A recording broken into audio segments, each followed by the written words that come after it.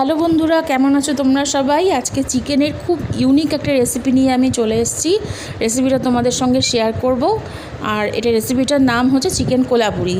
এই দেখে নাও, আমি এখানে প্লেটের মধ্যে দারচিনি, এলাচ, লবঙ্গ, ধনে, জিরে, মৌরি আর 7-8টা শুকনো লঙ্কা নিয়ে নিয়েছি। এই মশলাগুলোকে আমি একসাথে বেটে নেব। আর এইদিকে আমি কিছু পেঁয়াজ কুচি করে নিয়েছি, কিছু টমেটো কুচি করে নিয়েছি, নারকেল কেটে নারকেল কুচি করে নিয়েছি, আর নিয়েছি হচ্ছে গোটা রসুন, লঙ্কা আর কুচি করে কেটে নিয়েছি আদা। এবার দেখো, কড়াইটা বসিয়ে দিয়ে তেল গরম হয়ে গেলেই আমি এখানে দিয়ে দিচ্ছি পেঁয়াজ কুচিটা ভালো করে ভাজা হয়ে গেলেই আমি এখানে দিয়ে দেবো টমেটো কুচি, আদা, রসুন, কাঁচা লঙ্কা এবং সবশেষে দিয়ে দেব নারকেল কুচি।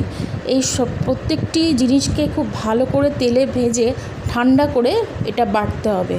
এটাই হচ্ছে এই রান্নার মেন ইনগ্রেডিয়েন্টস।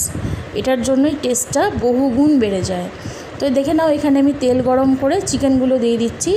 চিকেনগুলোর মধ্যে নুন, হলুদ, একটা আদা রসুনের পেস্ট আর ওই যে বেটে রাখা মশলাটা ছিল সেই মশলাটা দিয়ে আমি চিকেনটাকে খুব ভালো মতন করে ভাজা করব যতক্ষণ না অবধি জল ছেড়ে আসছে। জল ছেড়ে আসার পর আর সেরকম কিছুই নেই, আগে ভালো করে ভেজে নিই। তো দেখো, ভাজতে জল ছাড়ছে। হ্যাঁ, এবার এই সময়ের মধ্যে আমি ওই বেটে রাখা মশলার পেস্টটা দিয়ে দেবো এবং এটা ধীরে ধীরে অনেকক্ষণ ধরে রান্না হবে, তবেই টেস্টটা কিন্তু পুরো মুখে লেগে থাকার মতন হয়ে উঠবে। রান্নাটা আমার কমপ্লিট হয়ে গেছে আর আমি বেড়েও নিয়েছি। এই রান্নাটা কিন্তু অসাধারণ, তোমরা কিন্তু বাড়িতে অবশ্যই ট্রাই করো।